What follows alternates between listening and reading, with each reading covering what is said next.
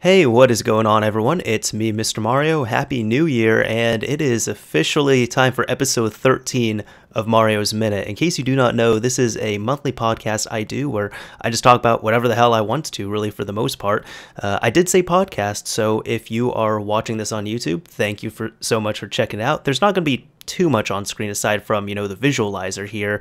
But since it is a podcast, this is available on most podcasting platforms such as iTunes, Google Play, Google Podcasts, and many other apps and websites as well too. So I'd recommend firing up your favorite podcast app and subscribing on there if you want the audio version of it. So really, I kind of just go in with a few topics here, talk about whatever the hell I want to, and this is really the most personal thing I do on the channel for the month. Occasionally I have a guest, sometimes I don't, but this time I do have a guest. I try and have a guest every other episode, and we're starting off strong, I guess, this year. So to my guest, who the hell are you? This is MVG, Modern Vintage Gamer, and thought I would join you for the first show of the year. So thank you very much for asking me to come on, man. Oh, no problem, no problem. Thank you for coming on. I know I know that you've been checking out Mario's Minute for a bit, and then I never invited you to, but I have floated out several months. I was like, oh, I need to invite you at one point, and you were agreeing to it. Yeah, man. I think the last show I was on with you and Devin, I think you floated the question then, and then I was like, yeah, for sure, let's do it. But yeah, I love Mario's Minute, man. I listen to thank it you. when I'm driving home from work. It's a good little escape from a busy day in the office. So it's awesome. Well, thank you. I really appreciate that. So to anybody who doesn't know you, what do you do, and where can people find you? Yeah, well, let me kind of tell people where they can find me. So I'm a YouTube guy. For those people that don't know, my channel name is Modern Vintage Gamer, and I do a lot of console tech type stuff, a little bit of retro computing as well, and just a little bit of everything really, typically focusing on the modding scene, but not exclusively in modding. I have different areas of interest that I like to dabble with, but usually the main, I guess, common theme between everything that I do on my channel is games. So there's always a relationship back to the games that I'm interested in playing. So if I'm going to talk about modding a system or something, it's usually because I want to play games on the system. It's not for any other reason other than that. But yeah, that's my main area of what I do these days. A lot of people may or may not know that back in the day, back in the early 2000s, I was a homebrew developer on the original Xbox, and then moved over to the, for a very short time, to the Sony PSP, and then I got bored of that and did some GameCube stuff for a while as well, and then moved to the PS3 and the Xbox 360. And I took a bit of a hiatus for many years, actually, and really until recently, where I've been getting back into the homebrew stuff with the Switch, because I think the Switch is a pretty interesting system to dabble with, especially with the RCM hack that's out there. But yeah, that's pretty much the shortest version of who I am.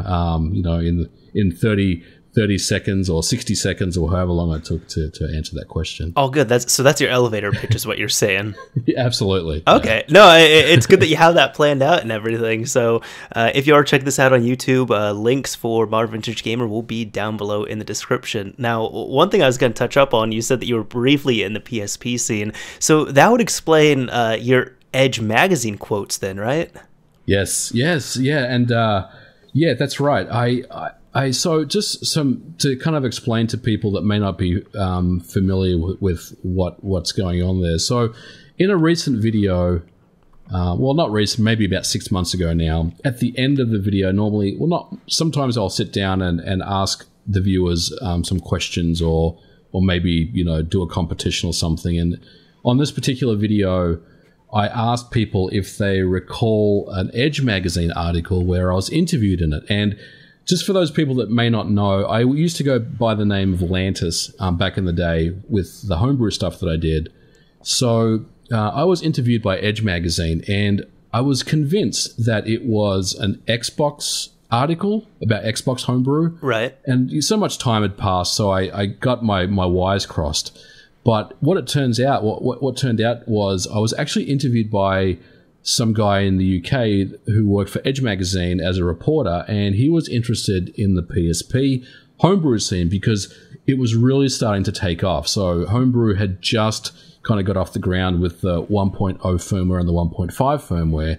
And from memory, I had ported Doom to the PSP, which was normally that's my go-to, as you know. If I'm gonna dabble with a new piece of homebrew or a new console and build some homebrew for it, the thing I'm going to go to first is Doom because it's pretty quick and easy to port to this man systems. ported Doom to the Switch in 45 minutes.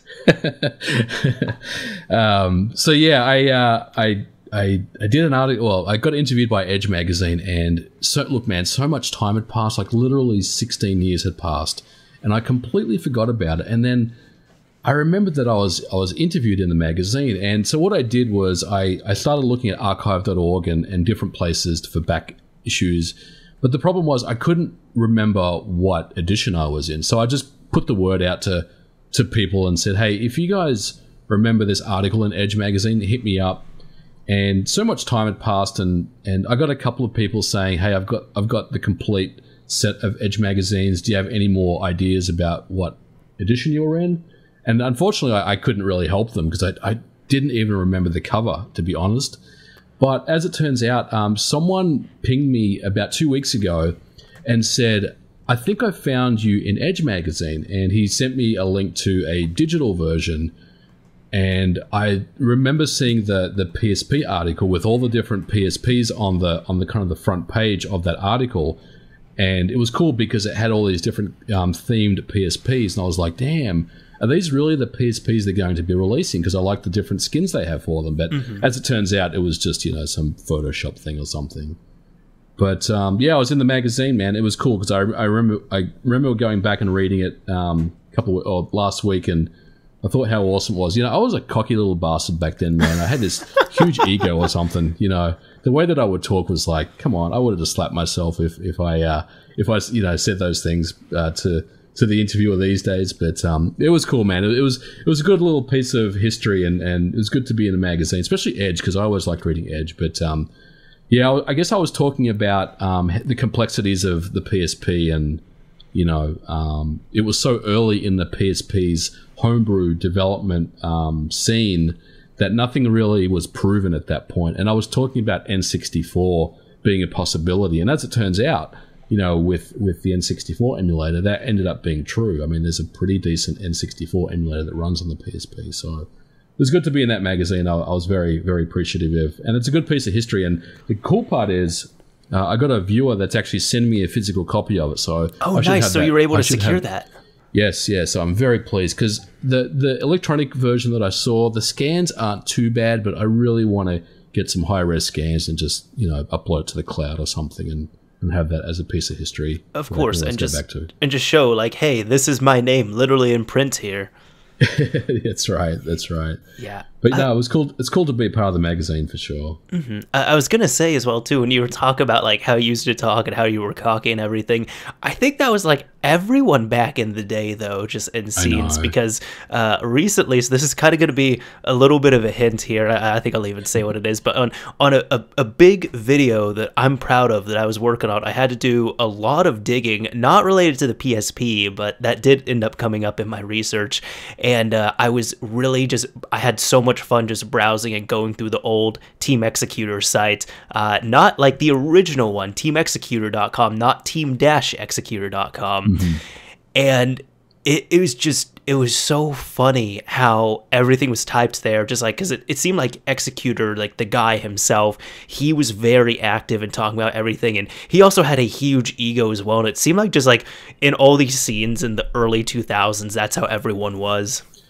It's true, man. It was very, very, and I'm thinking back a little bit, and it was a very interesting scene to be in. Like, I always say that the OG Xbox days were the best days because there was competition, and there was chest beating and egos and a lot of shit talking, and it wasn't just Executor, trash talking other groups. I mean, Evolution X, those guys were trash talking Team Executor, and then there was Team Avalanche that was trash talking Evolution X. I mean, the whoever had the best dashboard, homebrew dashboard, they were like fighting with each other. And then there was the mod chip guys like Team Executor, and they were, you know, fighting with the Exodus guys, and I mean, it was just crazy. But there was also a some kind of honor there between everyone as well, because when there was a discovery that was made, one way or the other, everyone just kind of said, cool, you know, there's a new discovery, we're going to implement it in our, you know, relative pieces of modding or mod chips or dashboard or whatever it is. And so there was a lot of friendly competition there as well. It was a very interesting time, but I do recall a lot of trash talk by Team Executor. A lot of trash talk. You know, they were definitely, you know, doing a lot of the chest beating, especially at the start when they were, you know, making all these cool mod chips and stuff. But I got to say, man, they weren't the only ones. Everyone else was doing it too. And like I said, even I was doing my own thing too. You know, when I released the N64 emulator, you know, I was really getting out there too. So I think everyone was just really, you know, their egos were overinflated. I definitely would say that about the whole scene. I think that's just a part of the charm of it as well too, and I think it would be Team Executor was probably that they were the biggest and the most well-known, and on top of that, they also, because, you know, we really didn't have social media with the way it exists now, so they had the biggest platform, which was their site, their forum, and all that, and their name was everywhere. Yep, that's true. And to be honest with you, they had more money than everyone else too. Oh, yeah. They weren't afraid to throw it around, you know.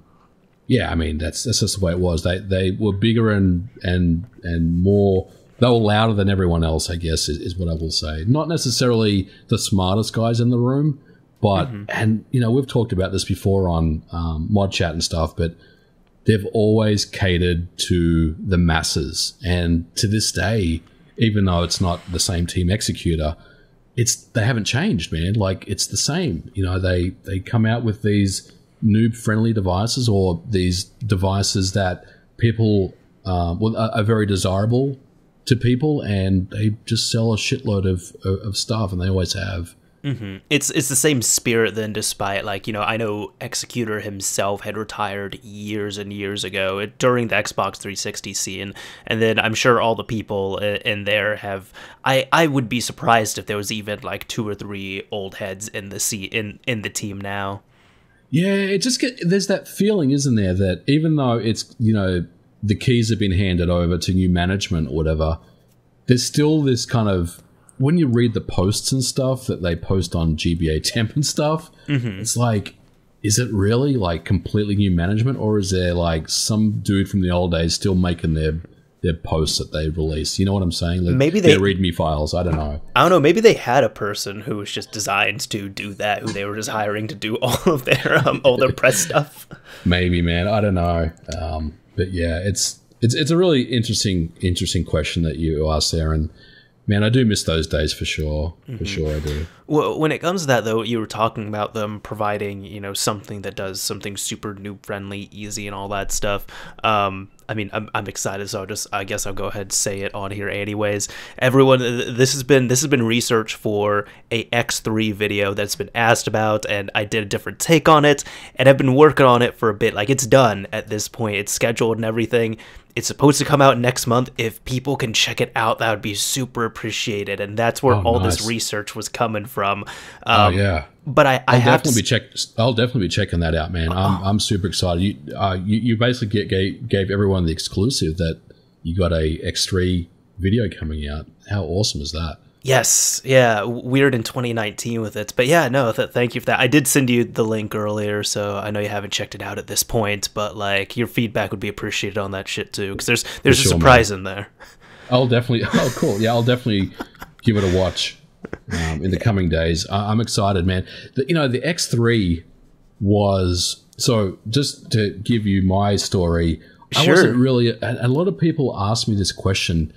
Were you aligned with Team Executor? You know, were you developing stuff for them? Were you one of their coders? Because they had a team of coders that were doing different things, and I was never affiliated with Team Executor ever. And to this day, there's some people out there that just don't believe me. And I was always aligned with the Team Exodus guys, because those guys were actually based in Australia, which was obviously where I was from.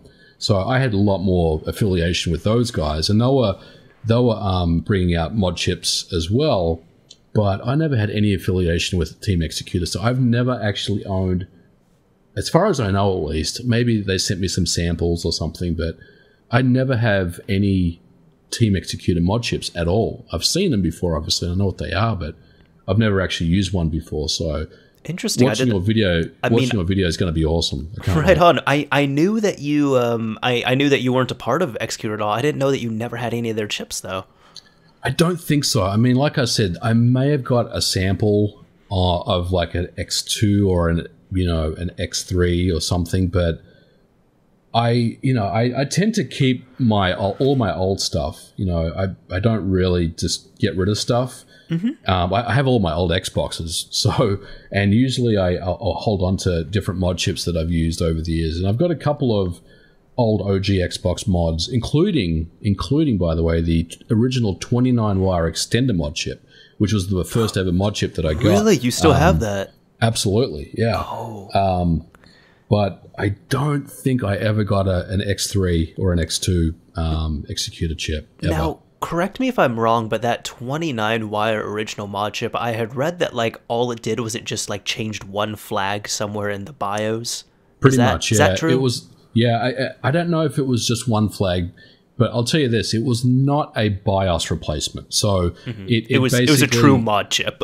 Correct. It manipulated some bits here and there, and basically got your homebrew up and running. So I don't know exactly what it was doing, but I tell you what, it was a bitch to install when I first got that chip. So I still have that chip. Yeah, I wanted to bring this up, and this is like perfect segue into the install here, but like the reason why I was kind of bringing up the X3 thing is because I say this in the video, but the X3 is one of the easiest mod chips I have ever installed. Just everything went without a breeze, and I was just shocked at that. I believe it, man. Like I said, they knew what they were doing, and they made sure that anyone could get that thing installed. By the time the X3 had come out, Executor was on point, man. Like they were flying on top of the world. So I totally believe it. I mean, I think it was like the 4th or 5th gen of chips. I believe it was the 4th that you told me. Yeah, I think it was the 4th as well. I mean, by that point, and not just Executor, but even Exodus and some of the other ones, the Spider and all that, all those guys had their shit together as far as installations. And of course, using the old PC header and everything made it a lot simpler than normal. It was pretty easy to mod an Xbox. Yeah, that's kind of a little bit spooky that Microsoft just kind of kept that in there. As I've learned more about it, I was like, why would you all do this? Like, okay, I get that you might have to reprogram it at the factory or something if whatever goes wrong, but my God, that is just such a glaring thing that modders immediately latched onto, because like, oh, we can just put a pin header back in here or wire something to it and have complete control over the system. Yeah, it's crazy. It's crazy that it took them up to finally. They got to revision 1.6 and they realized, oh shit, maybe we should remove this, Yeah. It's like, well, what about 1.2 to 1.5? I mean, what were you guys thinking then? Did you think that nothing was gonna happen, or? And it took so long on that too, just because the Xbox came out in late 2001, and 1.6s didn't come out until maybe mid to late 2004, and then they stopped making the Xbox in 2005. So yep. So they patched it quite late into the life cycle. It was way too late. Mm-hmm. I mean, I kind of felt like and I don't know this for a fact or anything, but I just got the feeling that they were just cutting their losses at that point, They really were. Microsoft, I know I read about this in several old magazines, which, I don't know, times like this, I really miss gaming magazines, because, they had the inside scoop and everything, and they were able to get, exclusives and that wealth of information and everything too. But I know it was mentioned so many times, and this has been documented online, that Microsoft was just near the end really just trying to cut their losses and jump ship from the original Xbox as soon as they could, because they didn't have that good of a monetary deal with, at first I thought it was the hard drives growing up, I thought it was that, but I think later research has led me to believe it was they had some type of deal with Nvidia that wasn't very good, so they were losing money on every Xbox that was pushed out. Yep. Yeah, and one thing that I heard very recently actually was I was listening to an interview with Robbie Bark, and he said, and this is information I've never heard before, he said that they were already working on the next Xbox 6 months after the launch of the OG Xbox. So by the time it was like March of 2002, they were already starting to work on prototypes for the next Xbox. And I didn't realize it was, for the 360 I should say, and I didn't realize it was that early in the life cycle of the OG Xbox. I kind of felt like it was always like 2 years had passed and then they started thinking about the next Xbox. But man, they were working on the next one pretty much immediately after the OG Xbox had come out. So, yeah, I mean, just more kind of proof that you just got the feeling that they knew they were going to take a big loss on it, and they were just going to try to fight through it and mitigate the damage as best they could. I think because it's always seemed like Microsoft has just kind of had this, the Xbox brand gives them, a lot of recognition, everything. It's just like, damn it, we're on first gen, we lost a lot of money. Second gen, we lost a lot of money. Third gen's not doing so hot. Like, why do we have this eyesore on us? I guess, on their financial books. But I'm thinking that the Xbox One, I don't even know if that's been profitable. I think that might be the first actual profitable Xbox overall, because the original Xbox, as I mentioned, they didn't have the good deals on it, and then the Xbox 360, they had to spend so much time repairing their brand and literally repairing Xboxes. I mean, they spent millions, and I think they spent at least millions, like, renewing all those warranties and all that to fix the 360.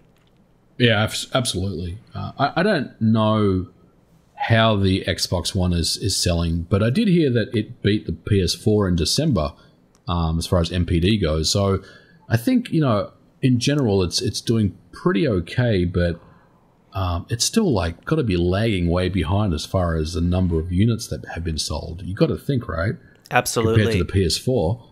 Yeah, it's never going to eclipse the PS4 right now. I think Microsoft's doing the right stuff that they need to, and then behind the scenes with them improving their environments, getting more first-party studios and all that, that's definitely beneficial. I don't think there's going to be as much improvement this generation, but next generation, especially like year 2, year 3 of the next gen Xbox, I think is going to be really great, because then at that point, they'll hopefully learn from their mistakes. They'll put out some good hardware the first time around, and they're going to have studios under them. I think they're really learning, because one thing you might notice with Sony is with Sony, the studios they have under them, they seem to be okay with, hey, you can put out a dud, you can put out 2 or 3 duds, and we're just going, and you can even spend 8 years working on a game, it's fine, we trust you. If you lose a little bit of money, it's okay. But Microsoft, it's like, hey, if you're not doing Gears or Forza numbers the first release, we might not even let you do a second release. Yeah, no, that's very apparent, especially with, Scalebound and Lionhead and all that stuff. Scalebound was a real deep cut, because I was like, I think the Xbox, it would have been so great for the Xbox to have that game. I agree, man. I was genuinely bummed when they canceled that game, and Platinum basically said, nope, we're not going to do any more Xbox stuff anymore. We're moving on to whatever's next. I was genuinely bummed about it, and for me, it's hard to get behind the Xbox One, man. Like, a lot of people ask me, why aren't you doing any homebrew stuff, or why aren't you looking at the dev mode on the Xbox One? It's because I just don't give a shit, honestly. It doesn't interest me. I mean, I've seen stuff like Retro Arch being developed for it, and that's cool. I think it's definitely worth checking out, but there's nothing there that I'm interested in, honestly. So I'm with you, man. I'm kind of just waiting to see what they come out with next. I think it will be good, that whatever's next, and I do think that they will announce whatever's next at E3 this year, or at least maybe not E3, maybe XO at the end of the year. But there'll definitely be some next gen announcement coming this year, and I'm looking forward to see what they have. I honestly think we'll see next gen announcements next year. Maybe. I don't know. Like, yeah, it's interesting because it's so early in the year. We don't really know what the plan is for this year, but it all goes back to what games we're expecting to be released this year. And Microsoft doesn't have anything. And maybe you're right. Maybe this year is hey, we bought up a whole bunch of studios last year. This year is just we're just going to sit it out, and we'll have a big reveal next year. And maybe that's true, but Sony, they've got Ghost of Tsushima, and they've got what's that zombie game that's Days Gone that's kind of coming out, which by the way doesn't look that interesting to me, but it goes back to your point about Sony will let a studio basically do whatever they want and bring out a game that may or may not be that good. And I don't know if Days Gone is going to be a great game. It looks okay, but there's also Last of Us 2 that's coming out. I mean, they've got some heavy hitter games coming out this year. Well, we think this year, right? So we think, yeah, we'll see. Yeah. I think Last of Us 2 will come out. I mean, I think it's going to be a October release. It's got to be.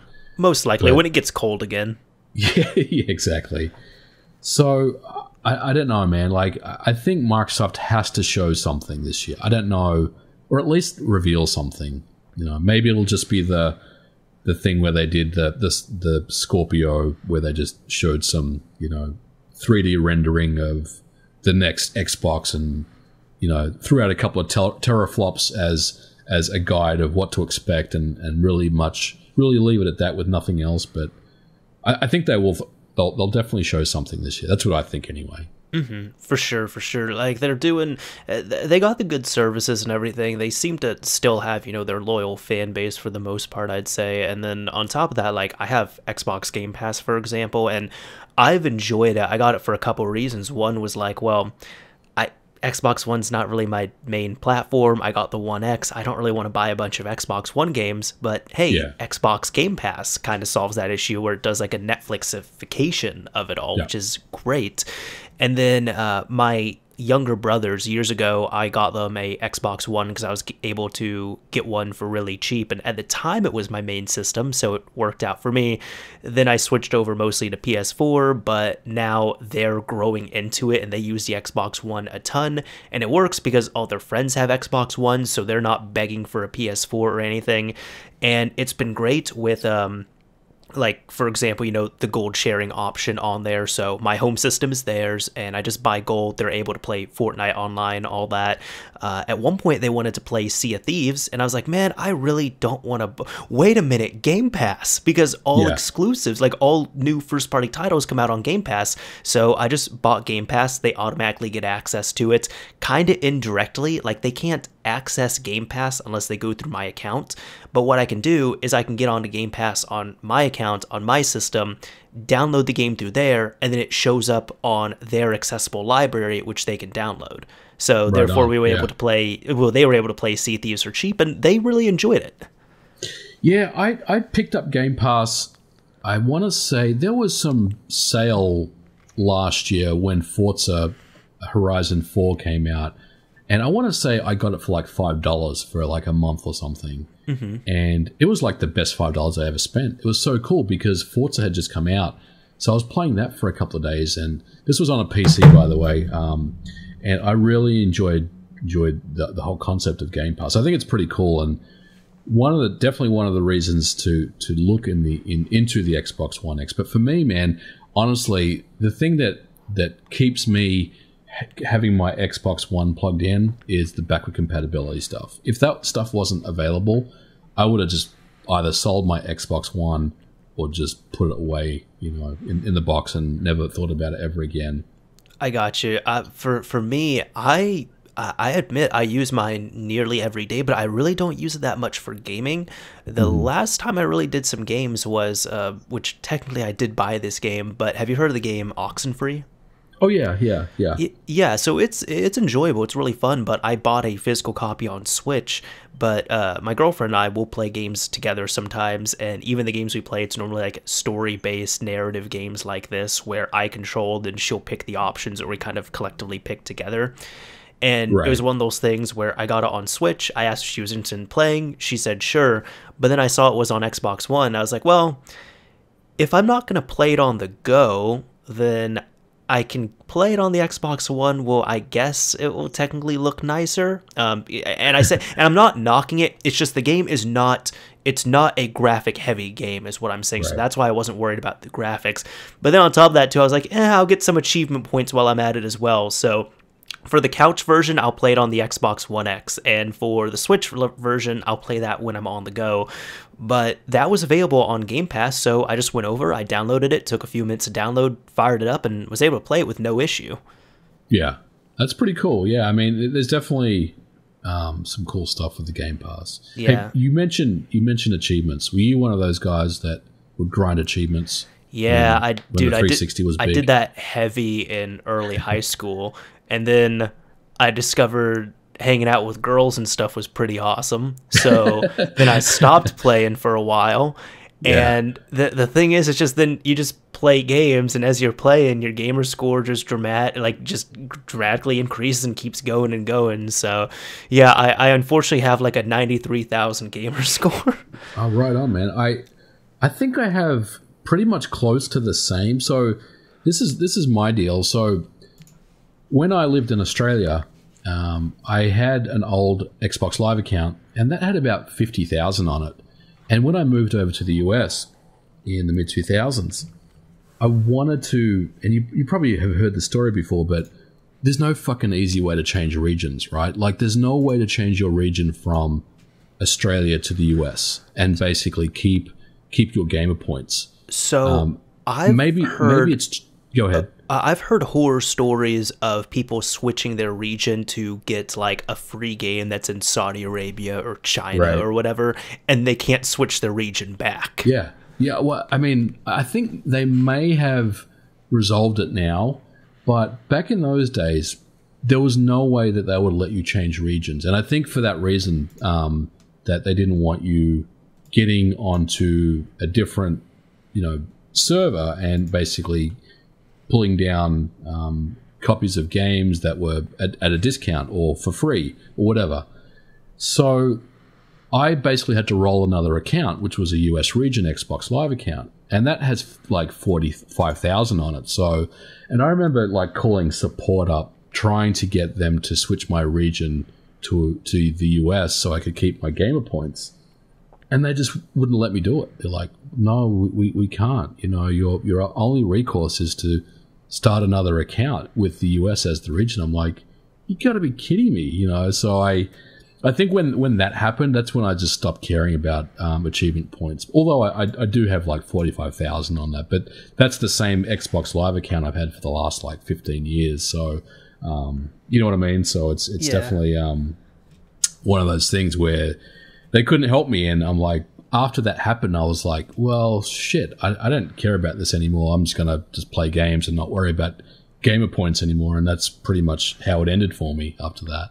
I gotcha. Yeah, I think I'm really trying to remember the last game. I think the last games I actually tried for achievements on was some of the Telltale games, because there's almost all of them, you play through the game once, you get all of them, but there's a few, like The Wolf Among Us, you have to go through a few different scenarios, which you can't organically go through the first time. So it's kind of just like you go through 2 or 3 of the parts of The Wolf Among Us, and you just do different settings here and there, and you're able to get them. So I think those were like the last games I really tried on. So at this point, like I used to be, when I was, a gamer score whore, I would get games exclusively for the gamer score, like play bad games, easy games, whatever it was. And now at this point, it's more, well, I have this game on my Xbox, sure, I'll play it. All right, I'm actually really enjoying this. Let's look at the achievements. Oh, this is easy enough. Sure, I'll play the game for another hour or two before I shelve it. Yeah, for sure. There was something addictive about Gamerscore, man. Oh man, just that pop was so great. And what was cool was when I did 360 homebrew, I figured out how to roll my own achievements in some homebrew, and it was awesome because I would be giving and I remember when I released SNES 360. Thank you for that, by the way. I rolled all these achievements in there. If you launched a certain game, like I think it was Mario Kart or Metroid or Mario World, I'd be like handing out 100-point achievements. For every time you would load a certain game. And there was one in there where I think if you played 1,000 ROMs, there was like a counter in there that would count the number of times you would load up a game. And if you loaded up 1,000 games and used the emulator 1,000 times, it would give you like a 250-point achievement or something at the end to finish off 1,000 achievement points. It was ridiculous, but I loved doing it, man. It was hilarious. That's awesome. And I think to this day, I think that's the only piece of homebrew I've seen that has had achievements. There's another one that I did that I put achievements in, but I got to be honest with you, I stopped doing it because once people started getting on Xbox Live with homebrew-enabled systems, it was not a good look, man, because Microsoft was seeing, you know, these icons come up with achievement points of some piece of software that was not part of their, you know, whitelisted list of, you know, titles, right? So I stopped doing it. It was probably not a good practice. But then again, you know, if people are going to get on Xbox Live with a homebrew-enabled system, and this was before, you know, the quick, like, 10-minute ban or something that they used to hand out when things got really bad. This was probably, you know, you could go a couple of days before they would basically ban you. But I just thought, nah, there's too much heat here, potentially, so I'm going to stop doing it. I gotcha. I know not even with homebrew-enabled systems going online, I just remember seeing forum posts of people who, they never blamed you by any means. They always knew it was their own fault. But, you know, they would, and I did this before, like I would play games on my JTAG or RGH system with my profile, and really, because it was figured out where any homebrew that you loaded up on that profile would make changes to your profile. So the key was really, you boot up the game, then you sign into your account. And then before you exit the game, because you're going to go to homebrew, you either need to back out to make sure you quit to the dashboard, or you sign out of your profile and then go to your custom dashboard and such. Right. Just so literally homebrew does not touch your account. That's right, yeah. The ones that were the most obvious were, of course, the ones that made a visible change, like SNES 360, and there were many people who said it was just like, yeah, it's completely my fault for doing this, but I got kind of lazy with my account. I had it on my JTAG for a few weeks. I was playing Super Nintendo games and all these games I downloaded, and I was sitting in the dashboard, like custom dashboards and all that stuff, and, you know, popped it into my retail system, and a few hours later my account got banned. I'm not too surprised. Yeah, I remember I got a bit of hate for that one, because there were people that were like, dude, why did you do that for? You know? And the other thing that it looks cool. Yeah, exactly. And it goes back to that ego thing I was talking about, you know, like, I'm going to put this in because I fucking can, you know, and I know how to do it, you know. But, well, I was going to say that a lot of people were not happy about it. And the other thing that was in there that may not be apparent is I added presents in there as well. So what that means is if you're playing Super Mario World, it'll say, assuming your gamer tag's Mr. Mario, it'll say Mr. Mario is playing, you know, if I click on your profile and see what you're doing, it'll tell me that you're playing SNES 360 Super Mario World. So there was also that as well. So I kind of went a little bit overboard with that stuff, but it was cool. Oh, that's cool as hell to me. I think people just didn't appreciate it. Yeah, and I remember I never hated you for it. I was like, oh, this is really cool. I'm just not going to use it on my main profile. Yeah, no, it was fun. It was fun as hell messing around with the 360 stuff. And I remember when the Kinect came out, I was adding voice commands too, because I thought that was a fun little trick to do. But I kind of got bored of doing that, and plus the Kinect is the Kinect as well. So, you know, the first Kinect, I'll say, you know, 6 out of 10 times it'll understand what you're saying, but that other 4 out of 10 times it won't know what you're talking about or do something completely different. So I just thought, screw it. It's not good enough, you know, to release this. It does some really cool stuff. Like there's been really cool projects I've seen with people who've like hooked it up to their computer and done homebrew development on that or used it for research purposes. That's been really cool. But just gaming wise, it was a bit too silly. For sure, yeah. And I know what you're talking about. I've seen some, you know, tech demos and research stuff and different kind of tracking stuff that's been going on with different things. There's the open source libfreenect, which is the Kinect kind of open source libraries that you can basically build your own applications with, and there's some really cool stuff that people have done with it. Right on. It was just one area that I just thought I'm getting a little too feature heavy here for no real reason. I got to remember that I'm writing emulators, so I think I'm just going to leave the Kinect out of it. Plus, there was always rumors that it would take some processing power away from the application, and I never experienced that myself, but I mean, if you think about it in theory, that does make sense that it's using some portion of CPU, right, to do its thing. So I kind of felt like I'm going to keep it out of the equation completely. I want everything running at 60 FPS versus 58 with a Kinect running in the background listening to voice commands. Of course, no, I got you. I know one thing that just kind of reminded me of this. I don't think I've shared this story on the channel here, but I exclusive. did. Okay. Yeah. I did, like, I've talked about this before. I worked at a game shop in high school for a few years, and we actually had a Kinect, and we were selling it like a week or two before launch. Oh, wow. Yeah, it wasn't the way it worked. It was funny. We didn't get any. We didn't get a cease and desist. We didn't get any type of legal notice for it. But we ended up.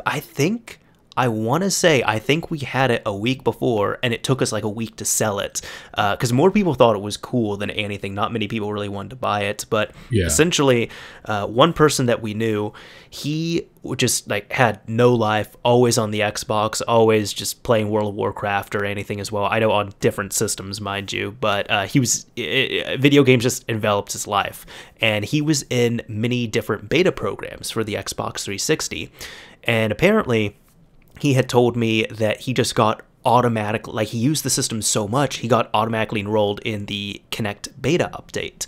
So he said that just one day he was prompted for an update on his Xbox. He downloaded it. It turned everything white, of course, to the Kinect dashboard. And he checked his email, and it said, "Hey, because you've been a beta tester before, and you've used the console so exclusively and so extensively here, we are just automatically enrolling you in the beta program. So we've pushed out the dashboard. You should update to it if you haven't got it. Don't put this hard drive on another system, or else it will force update that, and it can't go online until this is released. And we are also posting you a early Kinect. Don't post about it anywhere. Don't do any of that stuff. This is for beta purposes." So nice. So he ended up getting, the dashboard 2 months early. He got the Kinect 2 months early. He was telling me about it because he couldn't keep it to himself, but he was telling me about all that stuff. And the other thing was he wasn't good with money either. So right before the Kinect's launch, he needed money. So he ended up taking it to our store. I was not there at the time, so I didn't get to witness this, unfortunately. But he took it there. He brought in all the hardware for it, sold it to us, and then we put it in our case. And I guess throughout the entire week we had it, there were a ton of people who were just like freaking out, like, "Oh my god, wait, this is in the wild, this is here, oh my god, you all have one." But no one wanted to buy it, ironically, until the day it came out. The day it released, we finally had someone who was like, "Oh, that's cool, and you guys have a used copy already. Oh, all right, I'll buy it, sure." That's outstanding. I did hear reports about prototype Kinects, and I'm guessing that's what he had, Something I have no idea. I would love to see it, but I never got to see it in the first place. I don't know who he sold it to. I would guess it was a early final version of it. Right. But yeah. I do know that the development Kinects and the prototype ones had no differences at all. At least as far as I know, because I remember someone was offering me a development Kinect back in the day, and I said, "Well, what does it do over the regular one?" Because the regular one, you can connect up to an XDK and you can still code, make a program on it. Sure.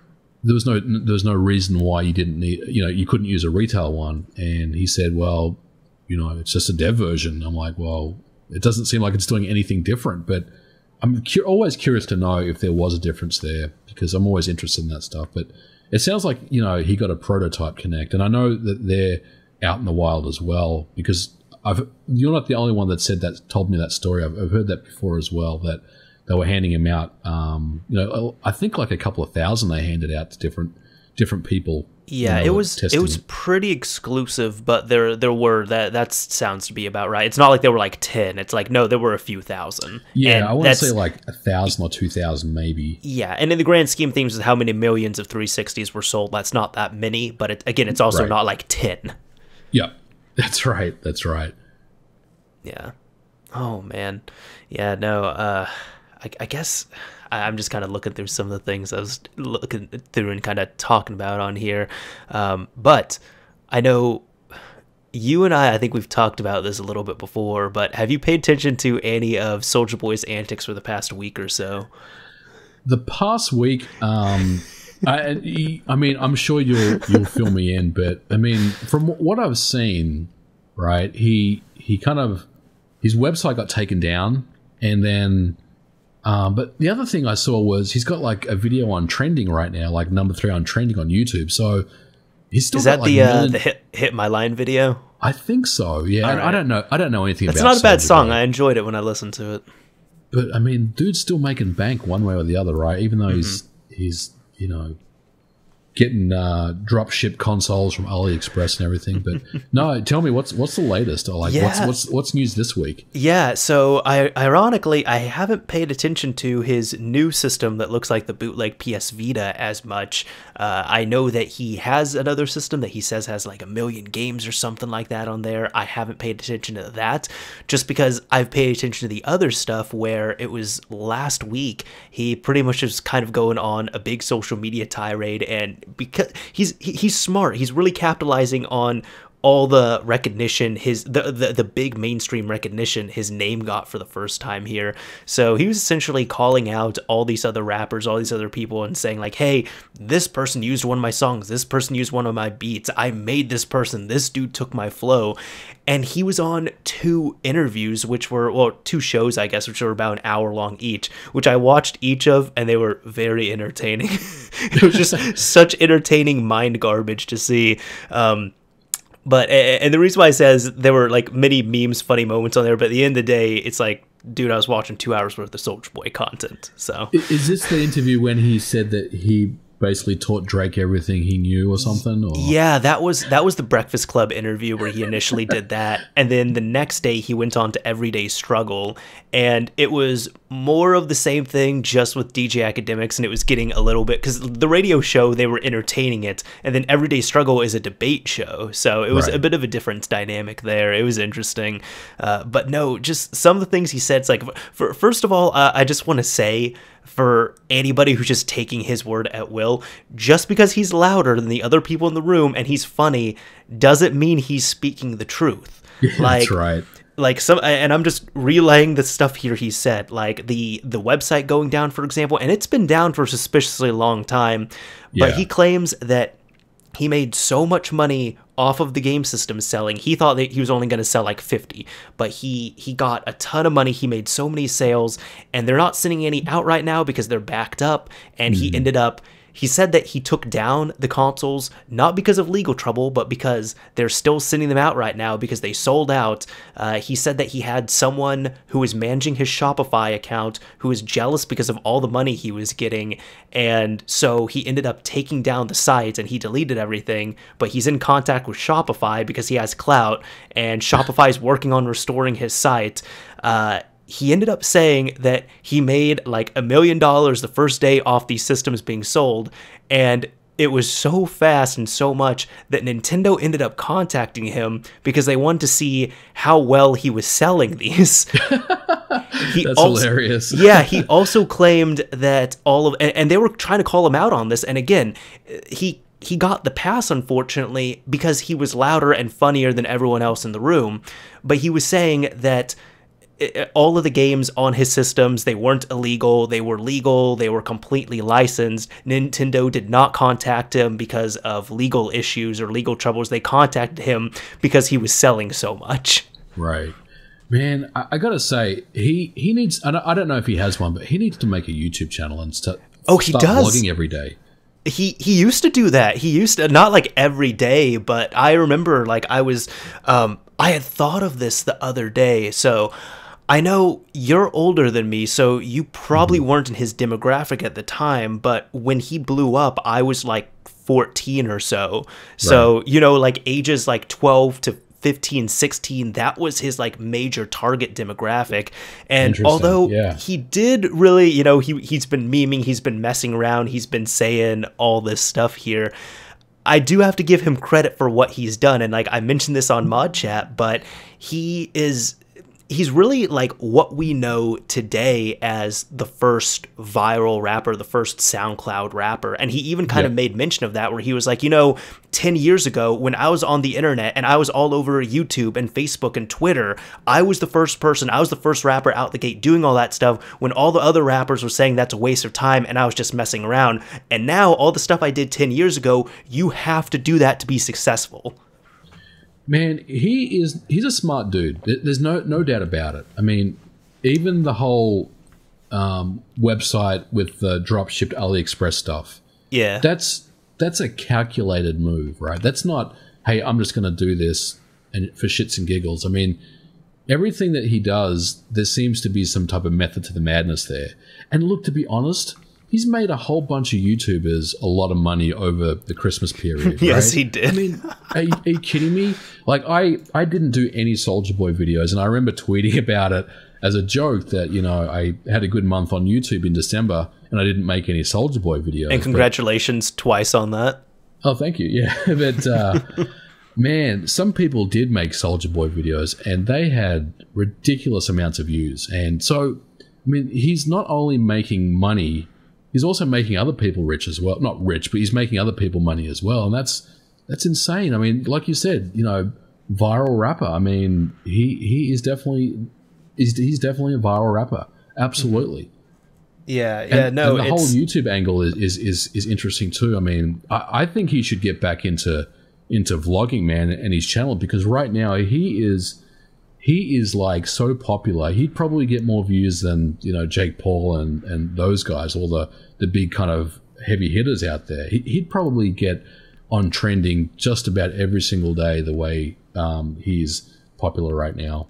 I mean, I have to say this. The dude's funny. All right? Like, the content I've been watching from him, it's been so entertaining. He's funny. Yep, absolutely. You can't, you know, and that's what it is. And you know this, right? That's what being a YouTuber is. You know, if you're entertaining and you make people smile, or, you know, you make people want to watch you, then that's what it's all about. And he's got that, you know, in spades. So I mean, that's awesome. Yeah, and the dude is a big gaming nerd. Like, I remember he had like SODMG Gaming, and he was doing like Halo 3 gameplays and machinimas and stuff with his friends and uploading them onto YouTube. Yeah, and didn't he want to set up his own esports group recently? That is what he claimed. Yes, he said that he wants to get into esports. Yeah, I mean, you know that he's a gamer. I mean, he's definitely one of those types of people. He loves playing video games, and that's cool. I mean, I got nothing but respect for him, man. Like, I know that he's done some shady shit, right? But you got to respect the hustle, man. You know, like, I don't hate anyone. I don't hate anyone's game or how they get successful, and you just gotta give the guy respect. I mean, he's doing it. He's kicking ass right now. Yeah, he definitely. Again, he really paved the way for, you know, internet rappers to come up. Whether you think is a good or bad thing is up to you. But even so, even if you hate him, you love or hate his music or whatever it is, the way that we know of rappers and internet artists blowing up today, he really pushed and pioneered that. For sure. Absolutely. Yeah, I want to see what happens next, because this isn't done, you know. There's like more to come. More to come. Yeah. I can't wait to see what's going to happen next, personally. But I thought it was hilarious that everyone was like, "Oh, Nintendo's gonna slap you with a big lawsuit and everything." Really?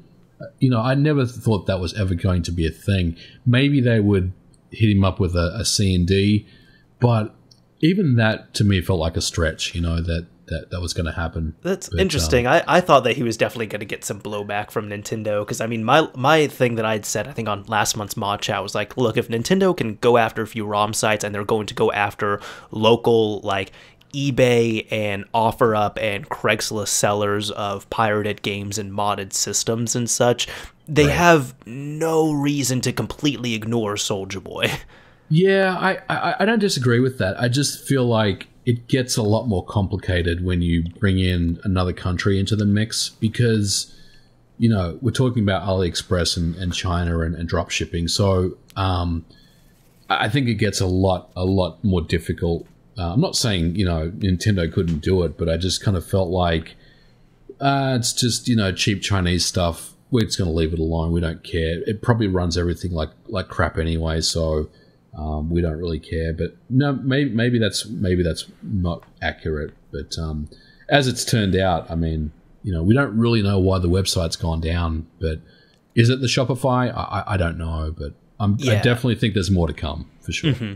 Mm-hmm. Yeah, I can't wait to see what happens next. I know the other thing was like the other big claim he made on the show was he was saying, because he brought one of the Xbox One looking Soulja game consoles with him, and he brought it to both interviews, and he was saying, I think on Everyday Struggle, he was like, oh no, this is gonna play Fortnite as well too. Well, not this one, like the next system is gonna play Fortnite. And Epic responded, and they said, I think the quote was something like, Fortnite does not run on jailbroken or rooted devices, which is essentially them saying, no, this is not going to run on a Soulja console. Yeah. I just think he's just making these outlandish claims because, number one, no one's going to dispute it. At least no one that has a voice is going to dispute it. And two, it's just entertainment, man. You know, like you said, it's you just want to know where it goes next. You know, what comes next. So I think he can pretty much say whatever he wants about his systems. You know, the other thing I thought was funny was he said that, you know, he's got licenses from like Ubisoft and EA and all these other companies. Yeah, for that, like for the Chinese like actual console that he was selling, not the emulator box. Oh, right. But I mean, even that just doesn't make sense to me at all. You know, there's no way that's true. Yeah, I think the way he was going about that, it was the Soulja game Fuse, I believe. It is a actual system that failed a few years ago called the Fuse, and it had officially licensed titles through all those partners. So they just took that and said, hey, it's partnered through Soulja Boy's stuff. So Soulja Boy has those. Yeah, I gotta say, like when it first hit, you know, the media. And I want to say it was like towards the end of November last year, maybe. I kind of wanted to get my hands on one of those Soulja consoles just to mess around with. But the other thing I will say is, do you know anyone that used Soulja Boy's website and ever received their goods? Because I know people that got stuff from Amazon and AliExpress. You know, the essentially the same system, right? But I don't know anyone who got their goods through his website. I was going to say that as well too. I have not seen a single person who, I've seen people, as you said, buy the same consoles through Wish, through AliExpress, through Amazon. I have not seen a single person purchase the system through his website and get it from there. I think even Review Tech USA, he bought one like the first day with the fastest expedited shipping and didn't get it. He got like 1 or 2 days shipping on it and still doesn't have it. Yeah, that was the same with Spawnwave. He did the same thing. He got one pretty much at the start, and he got the expedited shipping, and he never received his. He just did a PayPal chargeback and got his money back in the end. Right. So that's the thing. I don't think anybody, all the people, so then all these people have been lying too, because all these people are getting the same system, so they're not getting them from Soulja Boy's site. Yeah, and I want to see someone like legitimately review his system, and I know it's going to be probably exactly the same, but I want to know if the packaging's any different, if there's like some differences in there, like maybe there's some personalization on there or something. It'd be really cool to know, but as it turns out, we're probably not going to find out, at least until the website comes back. Hopefully we will. Right, right. I think there's so many parts from those interviews that are great. So I'd recommend if anybody has, if you have to choose one, choose the Breakfast Club one. That was more entertaining. If you want more, watch Everyday Struggle after that. But the other thing, I think it was on Everyday Struggle, because he was talking about, you know, the Soulja pods and the Soulja watch and all that stuff as well. And they even asked her, like, wait, are you wearing one? He's like, oh, yeah, no, this isn't it. This is an Apple Watch. So they're giving him shit. They're like, well, how are you going to sit here and be loud and promote your own watch and you're not even wearing it? And he's like, man, I'm Big Soulja. I can wear whatever the fuck I want. Yeah, that's hilarious. That's a good response, too, because, you know, sometimes you'll see the celebrities, you know, pimping out, like, the next Samsung Android phone on Twitter, and then it'll say, you know, tweet it on an iPhone or something, and they get called out for Twitter it. for Android. That's the hot new meme. Yeah, right. So him basically saying, I'll do whatever the fuck I want. That's a pretty good comeback. Yeah. No, it's been good stuff. Yeah. So one other thing I had posted on here too was the Bungie Splits. Did you see that happen? Yeah, with Destiny and Activision. Yeah, Man. so they split off from Activision and they're keeping Destiny. Yeah, I wanted to know your thoughts about that. I think it's a good thing, and I know you're going to say, "What? How could it not be a good thing?" I'm a little worried about this. And look, okay, let's be clear about this. So they split from Activision. So yes, absolutely, it's a good thing because they now finally have, you know, creative freedom to do what they want, and they got that cash injection of like $100 million or something, some ridiculous amount of money to basically build the next Destiny or basically keep it going. But one thing that people may or may not know is when Bungie split from Microsoft, very, very similar feelings and vibes were going on. You know, a lot of people reminisce about Bungie and Microsoft, you know, as like they were like the best partnership in video game history. And look, man, I mean, you know, they had Halo, right? So yeah, we got a few like okay games from it. No, we absolutely did. But well, you know what I'm trying to say is Bungie had a lot of issues with Microsoft. You know what I'm saying? Like as a publisher, they felt the same way that they did when they split from Activision. A lot of similarities. So it's almost a case of history repeating itself, you know, many, many years later. I wonder what the next move is for them. I wonder if they're going to finally say, we're going to stay independent. You know, we've got angel investors and we've got venture capital. You know, we're going to be good. We'll make our money back and then some. And hopefully they will. But I am a little nervous about what's next for them, because I'd love for them to stay independent and make a shitload of money, but I also feel like they need a publisher to really shine. And look, I'm glad that Activision is out of the picture, no doubt about it, because Destiny and Destiny 2, I've played both those games, and I mean, they're okay, but I never really got into them. So I am looking forward to seeing what comes next, at least in the short term, and whether they actually partner up again with a publisher.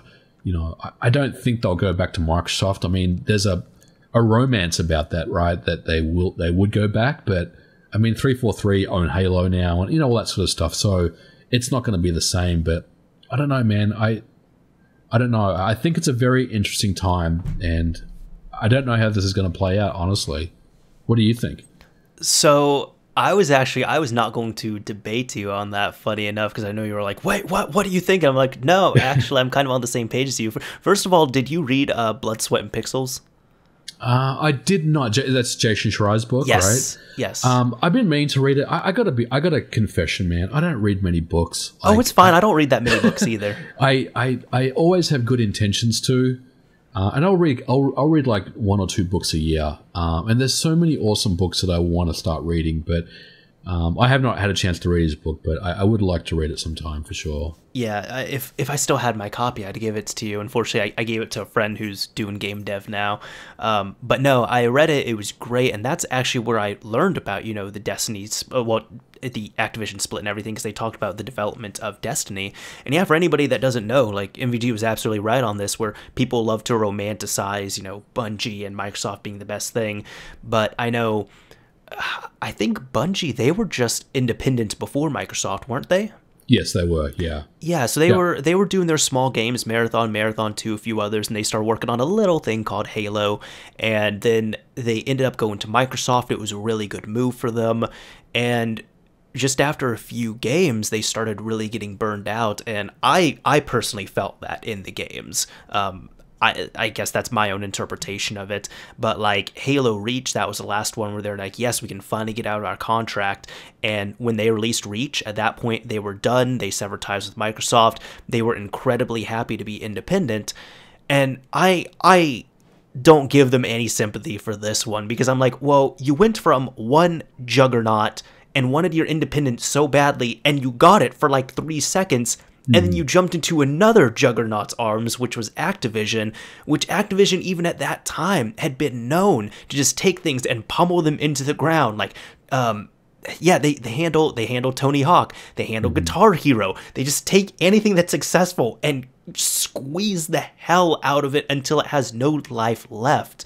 So, especially now, even expanding out of this a little bit, like what we see with Blizzard, Activision, they joined forces, and now there's horror stories coming out of Blizzard, where Blizzard is really not, Activision's trying to just do the same thing with Blizzard, and they're just trying to squeeze out everything and make it as corporate as possible, remove any type of, family type feeling from it. So the people who are there at Blizzard hate it right now. The people who, the people who haven't jumped ship, the people who did jump ship have told a bunch of horror stories about it, saying it's certainly not the same place, it's not the same vibe, and this changed when Activision took over. So I'm really hoping, I'm like, look, y'all were independent once before. You needed some more funding. You needed a big name behind you. So you got Microsoft. Then you all started hating that near the end. You got your independence again. You didn't even utilize it. You just used it as a good field day and opportunity to pair up with Activision. You should have known what you were getting into. Now you have a golden opportunity. You've got so many games under your belt. If you really want your independence, you need to be independent right now. And I don't think they need a big publisher, but I will say, if I can see them going to another big publisher, which this I would not be, this I would be okay with.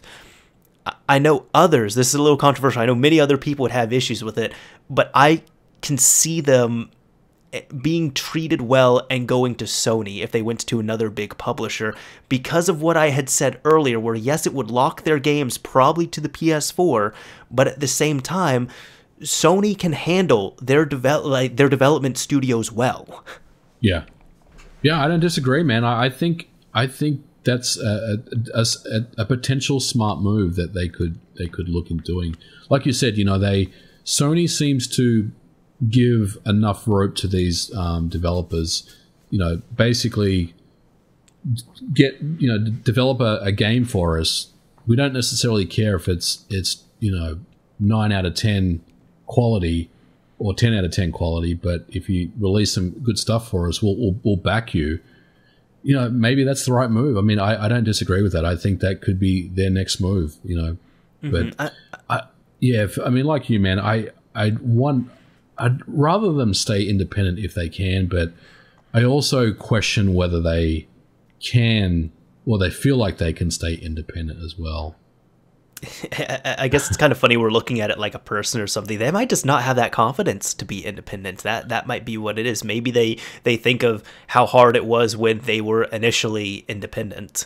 Yeah, that's true. And I guess the other thing is all this stuff may have already been mapped out already, and we don't know it yet because it hasn't been revealed yet. But they may have already committed to a publisher for the next generation of consoles.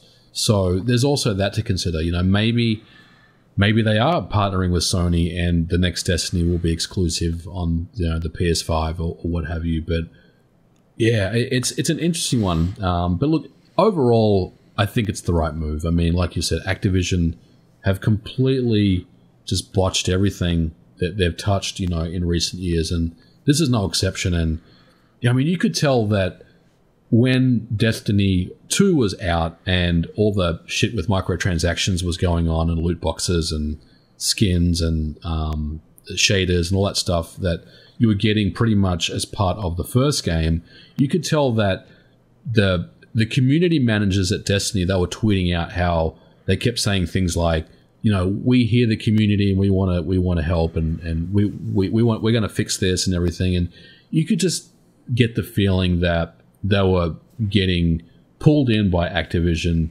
and they were saying, look, you can't do this. We need you to stay on course and do what we've asked you to do. And you just got the sense that there was a lot of, conflict and tension there. And as it turns out, we were right. But yeah, I mean, it's still a very, very interesting development that happened. One that I still think to myself, how the hell did that happen? Because I didn't think that was going to happen for a while, because Destiny and Bungie and Activision, weren't they like contracted for like 6 games or something? I mean, there was a real I'm not sure. They must contract. have. There had to have been a lot of back and forth and litigation to get the deal that they did get, and keep Destiny as well, which also is interesting because it tells me that Activision didn't really value it as intellectual property. I don't think so. Yeah, to me it really looks like Bungie. They've wanted to do their own thing, and it was. It seems to me when they were under Microsoft's umbrella, Microsoft was just pushing Halo, and Bungie's like, look, we want to do not Halo. Can we just do that for once? Yeah. And the only way they were going to do that was leaving Microsoft, which it's kind of one of those things where their contract was just with Halo, and then when it ended, it's like, well, we don't have to make Halo games anymore, and we don't really have to be with Microsoft anymore, so let's just stop this. But then with Activision, they were able to do what they wanted, where Destiny is the game that they wanted, I guess. Yeah. And Activision was saying, hey, we don't care what you all make, just money. And Destiny's the big name, Destiny's the thing, so because that's the money thing, you gotta push for the money. And even as you're mentioning, like the microtransactions and everything, where there was just so much friction there between the two. Mm-hmm. Yeah, for sure, man. And look, I think this year will be interesting. Hopefully they'll stay independent, and let's see what they come out with. Like they've got a clean slate now. Let's put your money where your mouth is, Bungie, and let's see what you got with the updates to Destiny. I have it installed on my PC, man. I play it occasionally. Like I like playing the game. I mean, I think the gunplay is awesome, and there's a lot to like about it. So I'll definitely jump back in if they start bringing out some cool stuff for it. But this is their chance now to really show the world, their vision for the game. So let's see it. I'm interested to see what they come up with. The framework is all there for it, absolutely. I know. So I have Destiny 2 on PC and PS4, have not paid for it on either, but I've still have never played it just because I felt like I got so burned from the first Destiny, getting it on multiple platforms, that was my own fault, but doing that and playing it from the beginning and seeing the evolution, and it was always just overwhelmingly okay, unfortunately. Yeah. And it was a real big disappointment for me. So when Destiny 2 was coming, I said, you know what, I'm not going to even pay this any mind here. The other thing on that was, like, even I remember when and maybe you could verify this, I'm not sure, because my friends said this is kind of accurate, but when I looked at Destiny 2, I was like, I don't know, this doesn't look like a sequel. To me, this just looks like Destiny 1 DLC that they were forced to make into a second game. Yeah, and a lot of people said the same thing, and if you go back and read the reviews for Destiny 2, the consensus was this was the game Destiny 1 should have been all along. But no one ever felt like it was Destiny 2. It was like Destiny 1.5 or something, Gotcha. Yeah. But I like the game, man. I'm with you. Like I played the first Destiny pretty much from the start, and I grinded a level 30 character pretty quickly. It sucked, didn't it? Yeah, man. And remember the loot cave and all that stuff that was going? Remember that stuff? The loot cave? Yeah. Man, I sat there for like days and days and days, like just farming stuff from that loot cave until they patched it out, which was hilarious. Yeah, no, Yeah, there's just I was playing it because I played it on PS4 and Xbox 360 because I had one of my best friends on 360, and then PS4 for the next gen version, and then later hopped on the Xbox One version. So I played it on all the different platforms, and I played some of the DLC, and it was okay. And yeah, it's just the driving was excellent. The gunplay felt so great. The game looked great and performed well as well too. But I didn't play it on PS3. That's the only one I didn't play it on. But yeah, man, it was just I played it from the beginning, like literally alpha on PS4 that was out for like a day or two. That's the first time I ever played it. Yeah.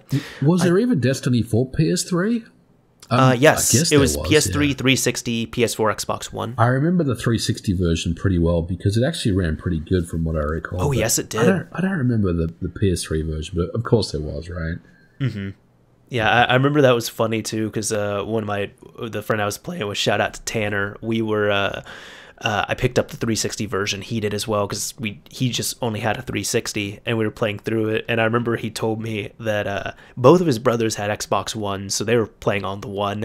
And I guess for Christmas break one time he brought his 360 and he was playing it all there, and they were making fun of him. They're just like, "Oh my god, it looks so bad." He's like, "No, stop making fun of me. It doesn't look that bad, guys."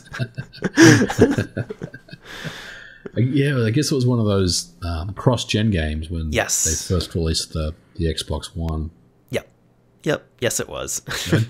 Yeah. Well, again, man, let's see how it goes with Bungie. Jury's still out on that one. History will tell us that they are quick to, pony up and chum up with another publisher. Let's see what happens. Hopefully they'll stay independent. Yeah, at least stay independent for like a year or two. I'm hoping so too. Yeah, just don't jump into another relationship. Just gain your independence. Be a strong, independent game developer. Yeah, I mean, in some respects, they ended up way on top of the split with Activision because they got to keep the game. Activision could have really played hardball and said, "You know what? We're keeping Destiny and we're just gonna let it die off," and then they're a independent dev company with no IP, and that's when it gets really, really messy for them because then they have to really start thinking about, well, what are we going to do next? So I want to see them do the IP was pretty good. I really want to see them do not Destiny, not Halo, just for one game. I want to see that. Yeah, reboot Marathon. Give us a just. I would play that. Yeah, man. Give us a 2-month, dev HD upgrade of a new Marathon game or something. Yeah, even though that's like prototype Halo, but still, I'd play it. I'd play it for sure with modern controls and everything.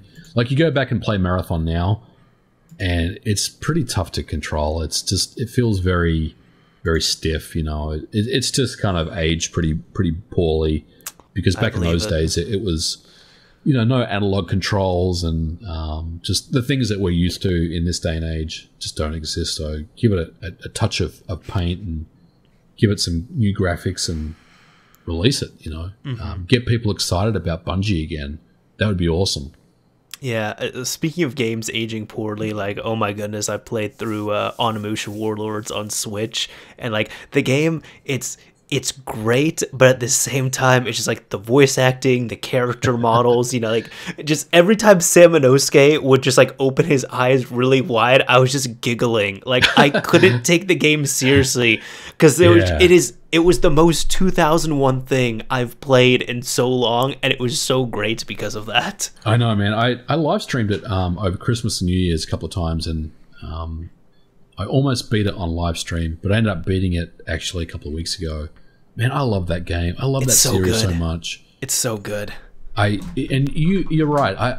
I wonder where they lifted the assets from because I'm almost positive they lifted the assets, at least the backgrounds, from the OG Xbox version, which I have a copy of, and that has extra content that I need to go back and revisit because I was a little bit bummed that they didn't base this port off the OG Xbox version because I think that would have been really cool if they did that. That was Ginma Onimusha, right? That's right, or yeah. It had some extra stuff in there, but I guess they must have ultimately taken there was a PC version as well, which was pretty uncommon, but they released it for the PC. And I think I don't think they made a PC version of Onimusha. They did of Onimusha 3. Are you sure? I thought there was a PC version of Onimusha. I think they have one now because of the remaster, but I think out of all the other years, the only one they released like before this on PC was Onimusha 3. Huh, interesting.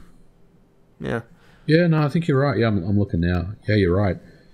Speaking of that, though, I bought the game. I bought it from the Japanese eShop when I heard it was coming out because right on. I want them to release 2 and 3 because I really like that series, man. I want them to as well. Like, guys, okay, everyone listening, please, if you're interested in Onimusha, please support it. It's only $20, PS4, Xbox One, Switch. It's really good. I have very much enjoyed this remaster.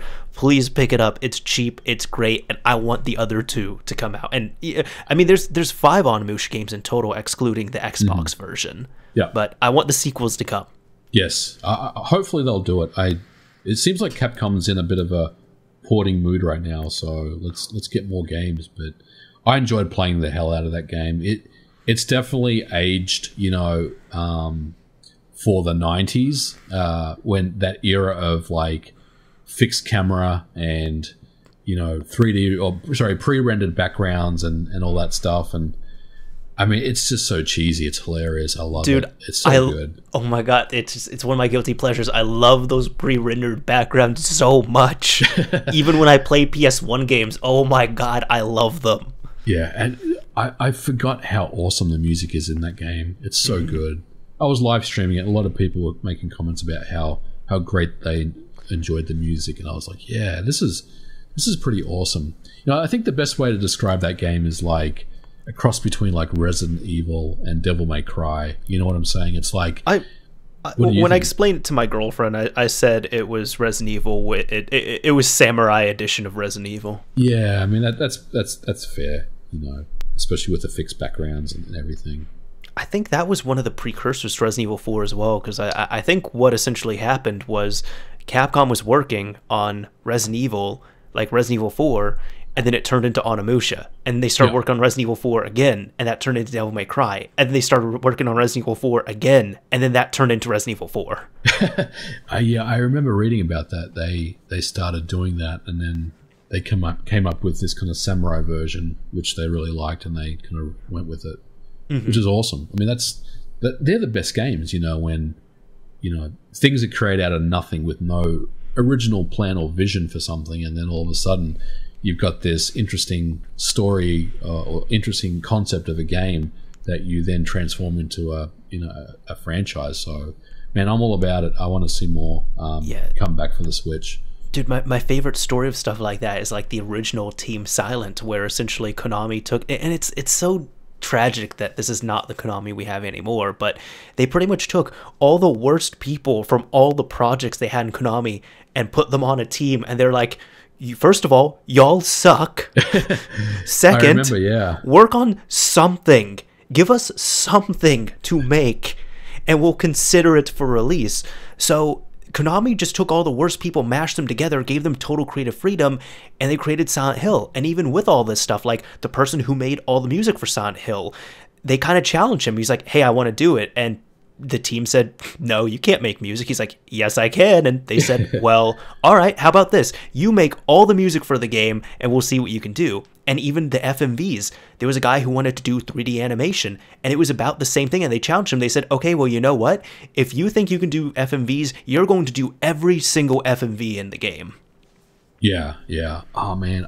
Silent Hill 2 is one of my favorite games. Oh, it's so good. That's a beautiful release. Yeah, I love that game. I play it every single year on Halloween. I'm either playing the OG Xbox version or the PS2 version. Right on. Love it, I know. Love it. I didn't beat it for the first time until, I want to say, 2012 or so.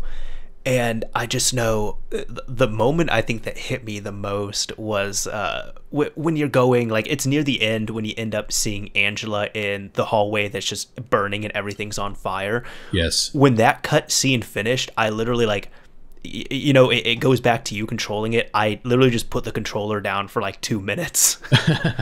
Yeah, man. It's such an awesome game. And you're right about Team Silent. I mean, that was that kind of group of rejects, you know, from Konami, you know, that they didn't know what to do with, and they put them all together and said, okay, make some games for us, and let's see what happens. And man, they produced gold. It was awesome. I like Silent Hill 3 as well. Did you play that one? I never finished it. I've started it so many times and like, god damn it, I need to actually finish it. I did the same thing with Silent Hill 4, The Room, which I thought that was amazing. I'd say probably out of the first 4 so far, Silent Hill 3 has been my least favorite, but I thought 4 was really awesome. Give 3 a chance. It does get better. 3, it's hard to top 2. So, you know, once you play and finish 2, then you start playing 3. It's like, damn, you know, I really miss Silent Hill 2, but there's definitely some good things about 3 that I like. It's definitely, for me, it's a close second. I need to play The Room more. I have a copy of it, and I've played about halfway through it. I never finished the game, but I definitely am into the whole premise of the game. I think it's cool, but I thought it also got a little bit too clever for its own good. I just wanted another kind of awesome Silent Hill story like Silent Hill 2, but who knows, man. Hopefully, you know, I was going to say PT, you know, that's obviously not something that's coming out, but I'd love to see some type of reboot of that series. Same real here, reboot. But I mean, we were gonna get it, and then Konami did a Konami. Well, dude, I mean, Resident Evil 2 remake is coming out on Friday, right? Yeah, but I have to say, Capcom they've gotten smart after so many years. It's like they've ignored us for the past 10, 15 years. They're like, oh wait, so that was the game you wanted, right? That was the game. I mean, Konami's got to be thinking. I mean, you know, Resident Evil 2 remake. Let's reboot Silent Hill 2. I'm totally just wishing. I'm fanboying right now, right? There's no way they're going to do it, but man, I wish they would just take notice of. I mean, Resident Evil 2 remake is going to sell a lot of copies, and it's going to be successful for Capcom, no doubt about it. It's an awesome game. It's reviewing well. I really like it, but man, if they did the same thing for Silent Hill, where they basically give it a new engine, but they keep the game the same way it is, and really give it some enhancements to bring it up to 2019 standards, dude, I would pre-order that thing in a heartbeat, no doubt. I feel ya. I'm just looking this up right now. Monster Hunter's made by Capcom, right? Yes, it is. Okay. I was gonna say then, Capcom has been on an incredible roll then, just because in no particular order, you know, they did Monster Hunter World, which is giant splash. Resident Evil 7, phenomenal. Resident Evil 2 remake, I have no doubt that's gonna be phenomenal. They're bringing back, of course, not even just Onimusha, they also brought back Okami, which was great. Like, Capcom knows what they're doing right now, and it makes me so happy. Yeah, and don't forget Devil May Cry is coming as well. That looks good too. Yeah, it does. I mean, they know what to do. You're right. I mean, I think their weakest franchise is the Street Fighter stuff right now. You know, it's struggling to sell. But, yeah, I think that's been the only one out of the recent releases that has been shaky, unfortunately. Yeah. And surprisingly, to be honest. Yeah. But I mean, Konami, come on, guys, let's get a Silent Hill 2 reboot. Come on, let's make it happen. Someone from Konami's got to be listening to this podcast, right? There's got to be someone. Let's hope. We'll blast it out there onto the Ethernet. Yes, I know one thing, because right now, just for everyone's record here, this is actually, I think this will probably be one of the quickest turnarounds. We're recording this on the 22nd of January, and it will be out tomorrow on the 23rd. But so far, one thing this has brought up to me, I didn't look at the international date for this, and I was so disappointed, but this is my own fault. I thought Kingdom Hearts 3 was coming out this Friday, and I've thought that for like the past year, but it's not. It's coming out in a week from the day we're recording this. Is coming out Tuesday. That's right.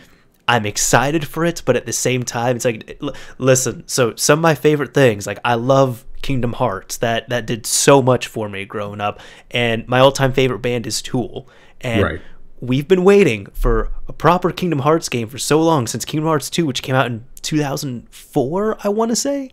Yeah, and then Tool hasn't released, I mean, Maynard's done other projects and such, nothing Tool related though, but they haven't released a new album since 2005, so I think between waiting for Kingdom Hearts 3 and a new Tool album, I've demonstrated some great patience here, and one of those things is going to get fulfilled, but at the same time, I can't believe that Kingdom Hearts 3 will be coming out until I actually have the disc in my hand, and then out of my hand and into the PS4.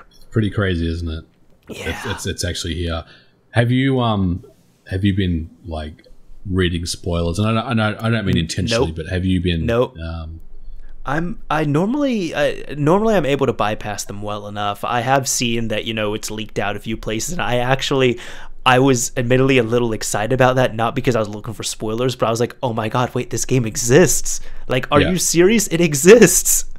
I'm pretty good at not reading spoilers on anything. I've got a good record of doing that. Like, I just in the last couple of weeks beat Red Dead 2, and I had no idea about the story of that game. I mean, obviously, you know, I had some sense of the game because it's the prequel to the first game, but I didn't know who the character was or how it played out or anything about it.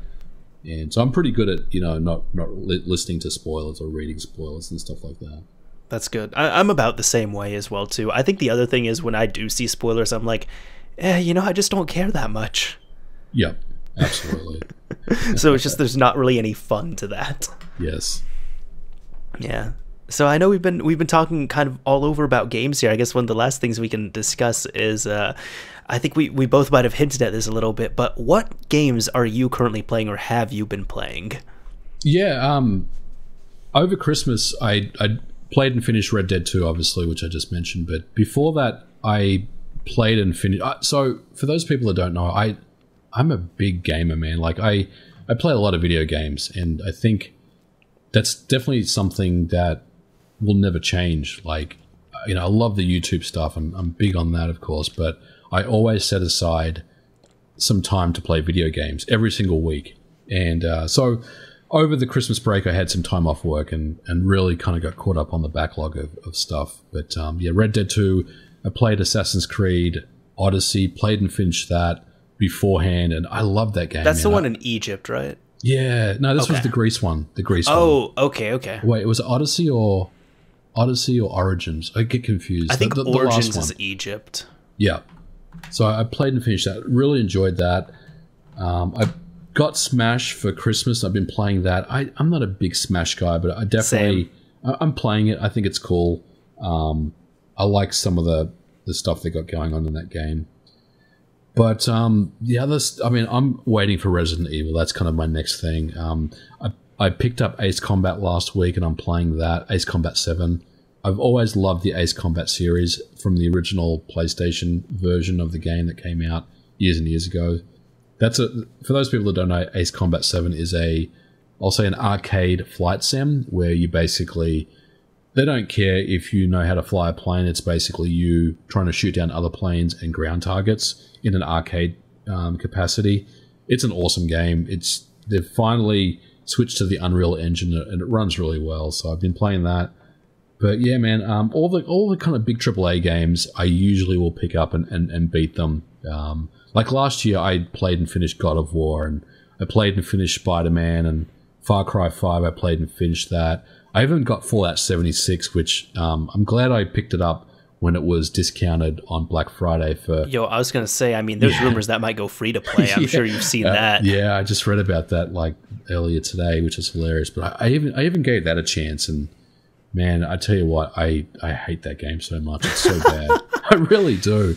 I really, really dislike that game. The best part about Fallout 76 is the community, because you think before you're about to jump in and play it for the first time that you're going to get trolled by a whole bunch of people, but actually you don't. I mean, there's like legitimate people that want to help you, help you basically get a leg up. Like when I first started playing it, I was like level 2 or something, and I ran past this guy's camp, and I'm like, for sure this guy's just going to just, kill me or whatever. And he's like, yo, man, he gets on the headset. He's like, yo, man, you need some ammo and you need some weapons? I'm like, yeah, please, if you're willing to hand out some. So he basically showed me the ropes, how how to set up a camp and how to make food and everything like that. It was really, really awesome, and I had that experience like 3 or 4 other times as I was playing the game.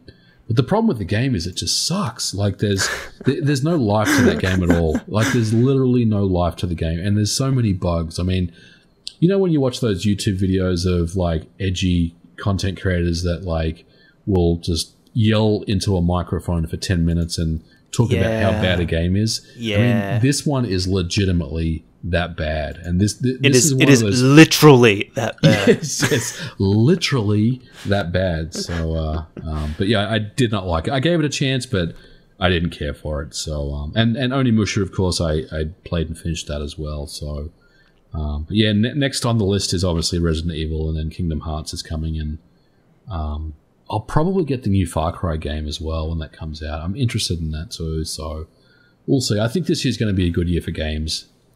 Hopefully Last of Us 2, which is, Last of Us 1, that's like one of my all-time favorites, so I'm hanging out for that. I'm hopeful that they'll announce that at E3 that it's coming out later this year.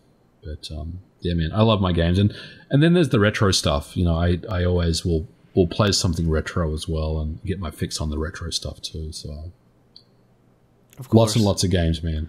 Hey, that's not a problem. The only problem is time. Absolutely, yeah. Yeah, no, I've had, what is it, like, so the games that I was playing recently here, I just finished, I picked up and finished Katamari Damacy Reroll, which that was just phenomenal and so fun, and unfortunately much shorter than I remember, and that shit makes your hands hurt too. Did you play those games? I actually picked up a copy of it too. I haven't taken out of the shrink wrap yet, but I remember playing it on the PS2. Love that game, and I'll definitely give that a go for sure. Yeah, it's totally worth it, but oh my goodness, yeah, it'll make your hands hurt with the Joy-Con. I bet, man. I bet. Yeah, no, I finished that. That was really good. Oxenfree, I mentioned, I finished. That was very enjoyable. Just quick 2-3 hour game or so. I ended up getting the best ending from what I could tell. I very much enjoyed it. A lot of the complaints people were saying, because I looked up reviews of the game, because again, I did purchase it. So before I got it through Limited Run, I decided to look and see if it was worth my money. And it looked interesting, but people were saying, well, it's not going to, you can't really make too many different choices. Your different choices aren't going to have much of an effect on another playthrough, and your characters are slow, and the dialogue might suck. And I was like, actually, the choice is not making a big difference. That's most, play your own type adventure games out there, unfortunately. Not really giving an excuse, just saying that that's an expectation I have. The characters being slow, that didn't bug me at all. There was plenty of dialogue to fill, and I thought the dialogue was pretty fitting for, some high school seniors who were getting drunk and going through some fucked up times. Right. So I was like, I actually thought a lot higher of the game than a lot of other reviewers, and I very much enjoyed it. And then, of course, Onimusha Warlords, which that was just a absolute treat to play through. So I got a physical version of that. I did import it from Amazon Japan, thankfully. Yeah, I need to get a physical of that game too. Oh, man, I wish they made... That's one I need for the collection for sure. Mm-hmm. I really wish they made a physical version worldwide, but unfortunately they didn't. I don't know if they did with Okami, but I also imported Okami because I don't know. I don't think there's a North American Okami either. I think you're right. It's on PS4 and Xbox One, I want to say, but I don't think they did it on Switch. Maybe just because I know cartridges are more expensive to press. Maybe it's just not worth their money to press a cartridge for a $20 game that's a certain size. I'm not sure. Right. Yeah, that could well be. Okami HD is awesome too. It is. That game. Oh my goodness, it's good. Although I've never played it before, and like with these games, I've also had to remember to save manually. So. Oh yeah, man, you gotta, especially, and Onimusha is the same. You gotta save when you can in that game. Mm-hmm. It's not hard to beat, but there's also some frustration if you don't get to the next save point and die and have to, do like 15 minutes worth of fighting again to get back to where you were. So I'm being completely honest. I don't know if this is noble, if this is embarrassing. I didn't know you could upgrade your magic and your health until like the last hour of the game. But how did you open the doors that required Oh, well, that stuff, I was leveling up my weapons and I was leveling up that stuff, but I'm talking about like your actual magic points and your health points. I'm with you. I got you. Yeah, I had so many of those like power moons and everything, and I was talking about the where you have to like decipher the text scrolls and stuff, and then opens up the chest to get the power moons and stuff like that. Yeah, yeah, I had so many of those, and like by at the end of the game, like close to it, I ended up using one on accident, and I saw my health went up. I was like, wait, oh god damn it! I saw a speedrunner beat that game in like an hour and a half. It was pretty impressive. It's a short game. I beat it in about 5 hours, and honestly, for about an hour and a half of that game, I was lost and didn't really know what to do. So I could have beat it in less than 4. Yeah, that's my biggest thing with that game, and I'm not going to say criticism, because I mean we know what you know what you're getting when you play that game, but when you play like a classic Capcom game like that. But you just get turned around, because the angles change, right? So you're running in one direction, and then the camera basically throws you in the opposite direction. So you have to turn your D-pad or your analog stick to keep moving in that same direction, but it pushes you back the other direction. So it's really easy just to basically run around in circles in that game sometimes. Absolutely. I mean, that's in so many other of their games too. Like Devil May Cry, maybe not as bad. Resident Evil was definitely a big one where it has the weird puzzles and all that stuff. Yeah, for sure. Yeah. The other games, I haven't finished these, but the ones I'm playing right now, shout out to Devin. He ended up getting me, so he goofed on my, I don't know if I shared this story. I don't think I shared this, no. So I am a bad person to get presents for, just because I'm one of those people, I feel bad asking for things. Right. So if there's something I want, I normally just pick it up. Like, case in point here, for my birthday, I remember Devin ended up messaging me. He's like, hey, you don't have Bayonetta, do you, on Switch? I was like, oh, no, I actually meant to pick it up. And he's like, yeah, no, I just didn't know if you had it or not. I wanted to get your opinion on it. I was like, no, it was really good. I played it on Wii U, but I don't have it on Switch yet. So he ended up finding out I didn't have it. He secretly bought it for me. He was going to give it to me on my birthday. On my birthday, I saw him, and I was like, oh, hey, dude, thank you for giving me the heads up on Bayonetta. And he's like, what are you talking about? I said, yeah, I meant to pick it up and I didn't, but because you reminded me, I went to pick it up. He's like, God damn it, Danny, no. And he even said, he's like, don't people tell you to not buy things before your birthday? I'm like, no, what logic is this? And then apparently the group we were with, they're just like, yeah, Danny, that's the rule. You don't buy things like a month before your birthday or a month before Christmas. Yeah, we have that rule in my household too. Don't buy presents for yourself, 1 month before Christmas. You just don't do it.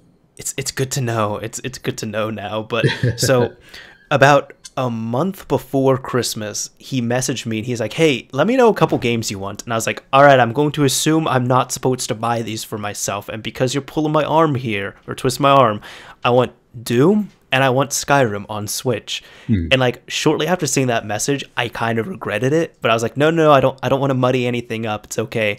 So I finally saw Devin at one point, and I got the no, I didn't get these on Mod Chat. No, it was afterwards. So I dropped by his place and I got my presents, and I looked and I was like, this is not what I asked for, but this is no issue because this is actually what I wanted to ask for. He got me Skyrim, and instead of Doom, he messed up and got me Diablo 3, which is actually what I wanted more. Oh, so hell yeah. So I was like, dude, you made like the best mistake. Thank you for that. Yeah. But I have Diablo on the Switch. It's freaking awesome. Oh, it's so good. Yeah, so I've been playing that right now, and I ended up, even though this has gotten lukewarm reviews, this has been, I wanted another game like Diablo that was, as in like, I wanted another game where I could just play and pay half attention to it, but I wanted it to be something new that I haven't played through before. Yeah. So I was able to pick up the No More Heroes title, like Travis Strikes Again, and because I liked the No More Heroes games, and from what I understand, they're gauging the sales on this one to see if they should release 3, and I do want to support this, and I got it for like $21 physically, so it was a good deal, and honestly, I see the valid complaints on there, but I'm enjoying it so far. Yeah, man, I mean, I think if the publisher or developer is true to their word that, if this sells well, then we'll bring out more stuff, then it's definitely worth supporting. And that's the same reason, we mentioned Onimusha on the the remake on the PS4 and the Switch and the Xbox One. I want to see more Onimusha games, so I'm going to buy it, and I'll probably get a physical copy as well. So hopefully we'll see more. I think it's definitely a valid thing to support, the developer and buy the game, even though it's not necessarily 100% what you wanted. If there's enjoyment there and there is the possibility that they'll bring out more, then get behind it. Absolutely. Mm-hmm. I do have some limitations though on it, like South Park, The Fractured But Whole, when it got ported to Switch, it ended up having some really serious game-breaking issues. Mm-hmm. So even though I really wanted it to Switch, and I had gone on record and asked for it so many times, thankfully I didn't open it. It was still in the shrink wrap. I returned it, and I was all angry about it. I was like, nope, I am not going to buy this game to play until they fix it. And a few weeks later, they did fix it, and it went on sale, so I picked it up. Nice. But sometimes with that, it's like, some people could say, look, they were going to patch it anyways. There was no guarantee of that at all. Absolutely, you cannot believe that. There's no guarantee. And even if people say, hey, well, you have to get it to support it on there, I'm like, I want to support it, but I want to support a proper version of it. And the main game-breaking issue was it was a optional side mission, which could essentially put you into a loading loop of some kind. And there was a few other bugs, but I was like, one, I don't want to play through this game with a walkthrough on my phone, kind of walking on eggshells because of some stupid mistakes that they made, which they should have patched out or they should have resolved before this even came onto the Switch. And secondly, that was one of the issue that was the glitched one. That was one of the best missions in the game. So I was really salty about that. Yeah. That's happened to me before, actually.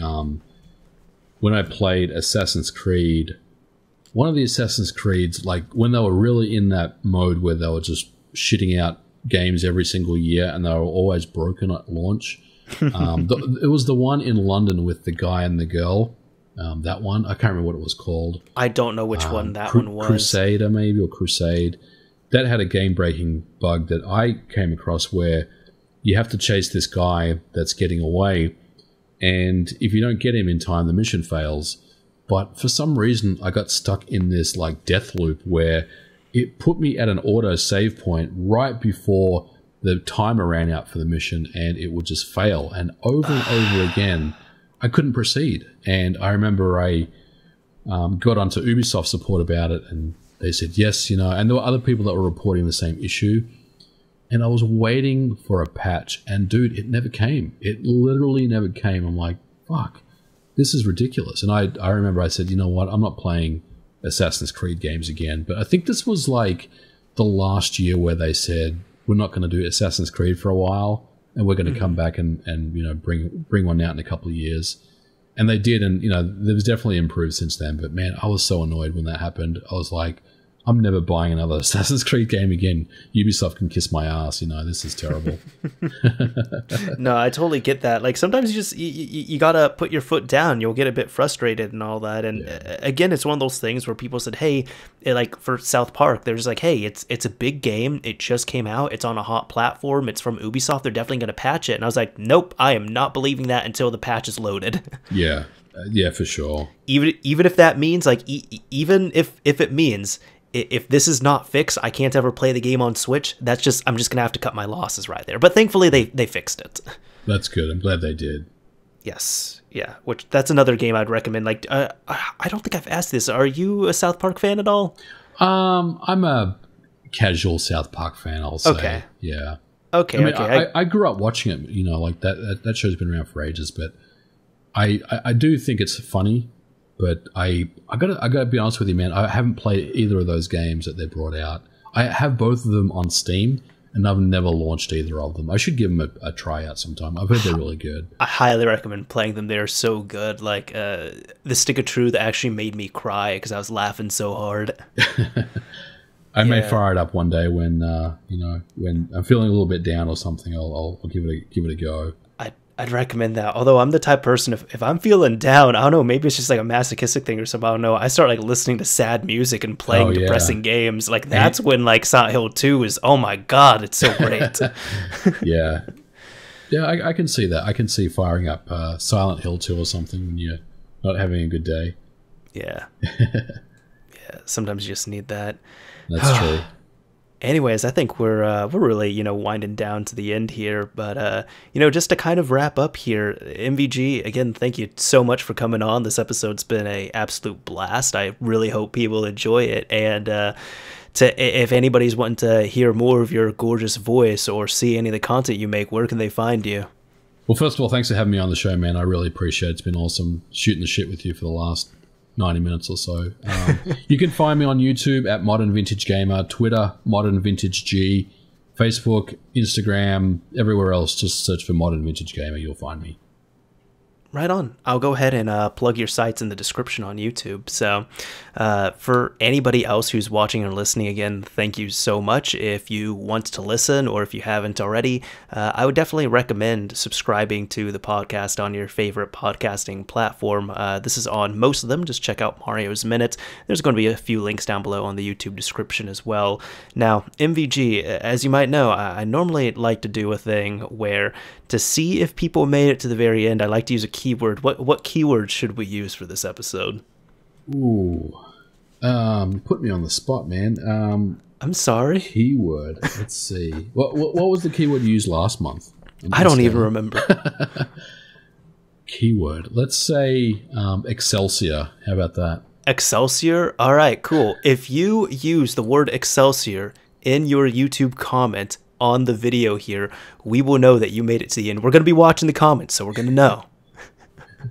I'll be checking comments personally, so let's see what people come back with. I will too. You don't want to make MVG angry. I've had to deal with a couple of trolls in my comments lately, so my guard's up a little bit. Nah, I feel that. Anyways, this is Mr. Mario signing off. Thank you all for watching and listening, everyone. Until next month.